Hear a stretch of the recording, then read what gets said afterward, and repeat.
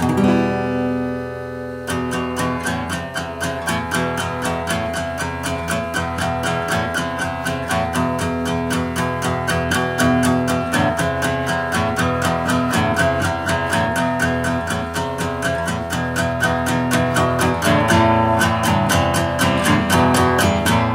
everyone, I'm LazyDude99 and welcome to another LazyDude99 rant. So I was watching Ender's Game with my family a few weeks ago, and my sister was talking about the different comparisons of what they did in the movie and what they did in the book, since she had read the book.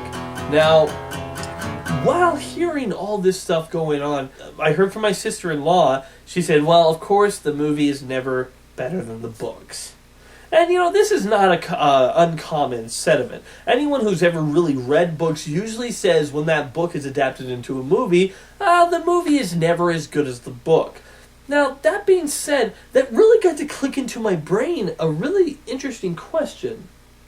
Now, why is it the movie is never good as the book to so many people, when the movies actually has so much more to offer than a book does? Now, some people might call foul on that right away, but let me explain what I mean by that. A book is a way of telling a story through one solitary way. Words. We read words off of a page. The words give us the description of what's happening, a description of what our main character is, of the room, of everything. The book is filled with words that basically describe everything for us, describe the feel, the darkness, the dampness, the lightness, everything about the book, about the story, happens in words. The difference is, for movies, they aren't just told through words, but they're also told through visuals and sounds. But on the other hand, books are much more thicker, and you're allowed to get more details and story elements and shorter stuff, because more people are willing to sit and read a book for 20 hours, and they're not necessarily really willing to do that for a movie. I mean, a 20-hour movie, that would drain me. So that being said, we have an interesting question to actually bring up. Is the book always better than the movie?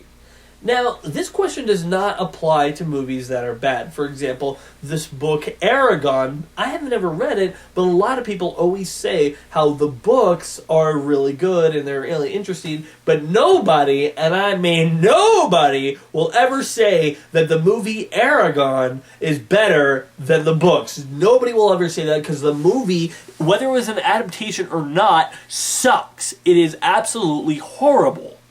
So no matter what the movie has, visual effects, actual actors, or actual music and sounds and sound effects, it doesn't matter, because the actors can't really act, the visual effects is crap, and the story is so badly paced and cliched, it's just horrid. So don't get me wrong, this isn't a video saying how, since the movie has visuals, sound effects, and music and all that, that actually makes it better, but I'm actually thinking, why do people count those out?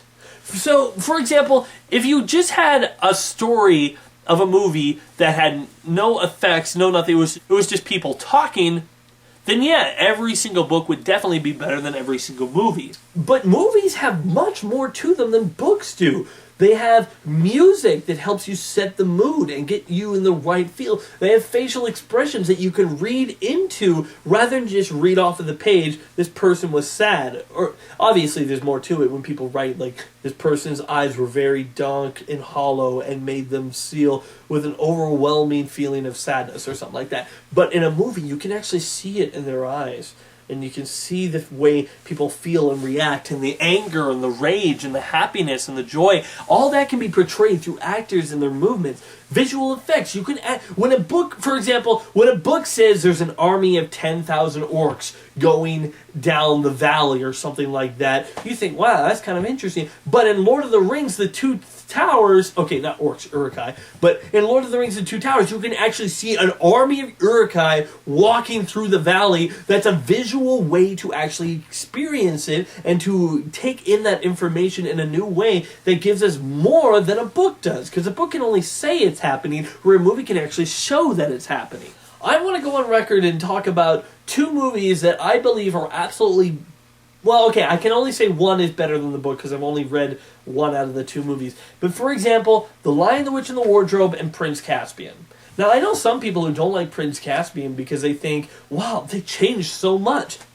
The changes are better. And the reason I say that is because Prince Caspian, everybody in the story seems to get along really well in the book. Everyone's like, oh, they're trying to find Prince Caspian. They're like, oh, where is he? I'm lost in the woods. And then eventually it's a trial of faith, and they have to follow Lucy in the dark. And that's a really good part of the story. And then eventually find him. But when they find Prince Caspian, everyone's like, well, hello, old chum, shake hands, and now everything's fine. I like the fact that the movie has a different take on the aspect of faith. That they need to trust that Aslan will be there to save them, but they have no guarantees that he's actually there. And Peter has to realize that he can't just be the king and everyone has to follow his lead. Because I love the part in the movie that's not in the book at all, where they go and attack King Miraz's castle. They have this giant attack at night, which fails, and lots of Narnians die. I love that part. I didn't at first. I was like, this isn't in the book. But I didn't at first. But I love that part because it allows our heroes to fail and for people to die of their consequences for not believing in what Aslan's plan is. And it adds a more trial of faith. That in the book, the only trial of faith was Aslan was only being able to see seen by Lucy, and everyone else has to trust that Lucy knew what she was looking at and just walk in the dark, even though they could have all broken their necks. That was the trial of faith. In this, it was more, we need to put our trust in what Aslan's plan is and know that he has a plan. That was a better trial of faith in my mind. And the butting heads between Prince Caspian and Peter was very genuine and felt like by the end of the story that they had grown some respect for each other. And I like that. I really, really like that about the story. I will go on record to say that Prince Caspian the movie is better than Prince Caspian the book. And I kind of say this about Lion, the Witch, and the Wardrobe. I will say that that's actually the one book that I haven't read because I know the story so well. I'd seen it in like other movies and read it heard it on audio tape before I even saw the movie. So I already knew the story in and out and never actually read the book. But from what my knowledge of the original story, what I like about the movie is that in the story, the original story of the Chronicles of Narnia and the Lion, the Witch, and the Wardrobe, when they're told, you are the 4 children that will defeat the White Witch and bring an end to this endless winter, they're all like, well, okay, that's cool. But in this story, in the movie, they updated like, no, we're just kids. We don't want any part of your war. We got to get out of here. Edmund! And they have to stay because of Edmund, and they want to save his life. That's a more believable reaction. You know, I don't think that if I went through, I don't know, my laundry machine and ended up in Narnia, and they said, you want to be our king, all you have to do is defeat this evil army, I'd be like, oh, where's the exit? That when people look at books, and then they look at a movie is usually only 2.5 hours, tops. 3 if you get like an extended Lord of the Rings edition.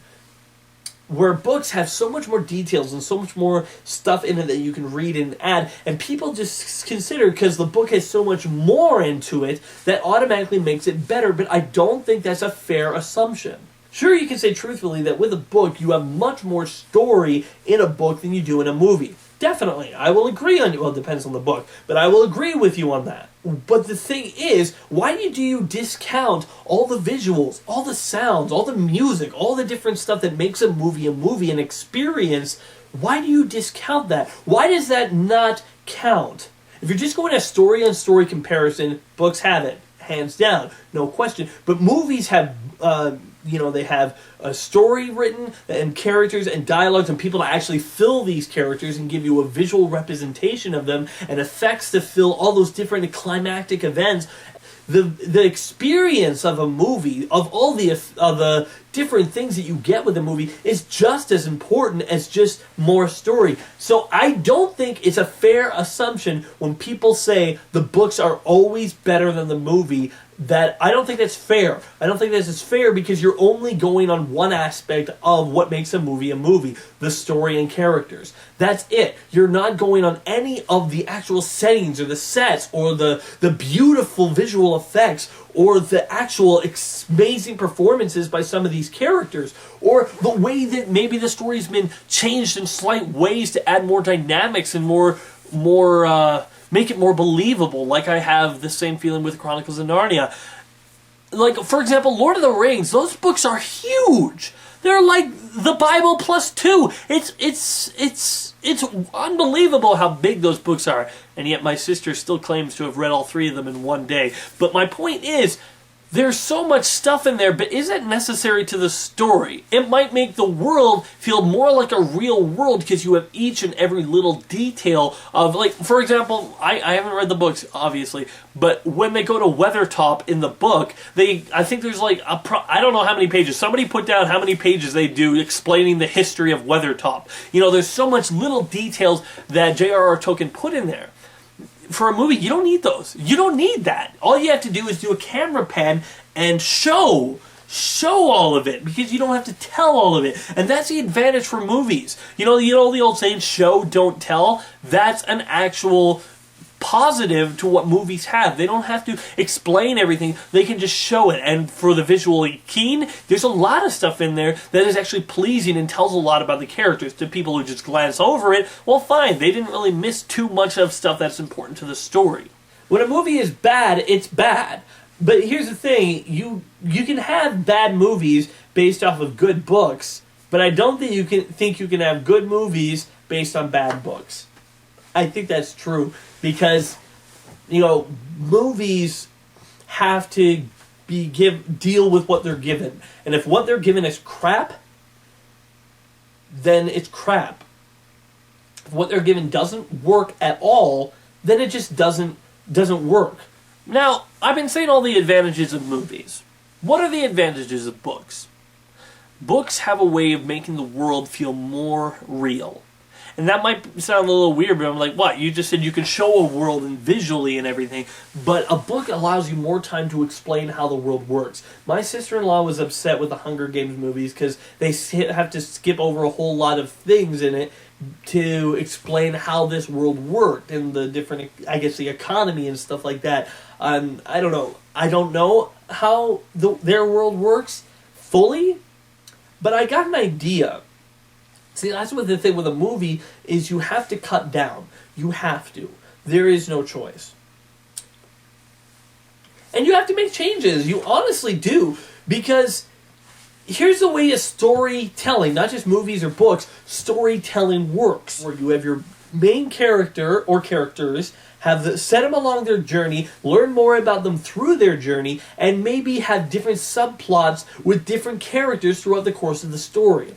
In a book, you can dive more into those subplots and those characters and the world around them and explain and dive in and just find out more about that. That's an advantage of this book, because you can make the characters feel more real, because you can get into their heads and actually the person said, I thought this. You know, for a movie, if a character's supposed to be thinking a certain way, unless they have, like, a voice in their head where we can hear it, all we have to do is read it through their facial expressions. And if the acting isn't up to snuff, then we can't read it that well. For example, though, some good acting, Jennifer Lawrence in The Hunger Games.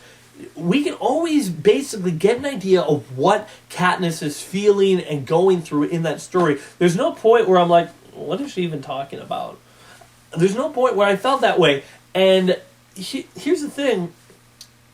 When we look at books, they can give us so much more detail and character development than a movie can. It's true. But that's just one advantage that the books have over movies. It's a big advantage. Let me tell you, it is a big advantage. But to count out all the other stuff that a movie has, you know, all the visuals, all the people actually bringing these characters to life where you don't have to visualize it. It's right there in front of you. And the scope, you can actually see the scope of the world much more clearly. That is an advantage that nobody ever talks about.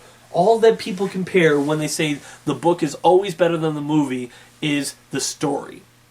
And since the book side has much more story elements given to it, and the movies don't, and they have to cut down on story in order to fit everything into the time slot, that's when people say books are always better than the movie.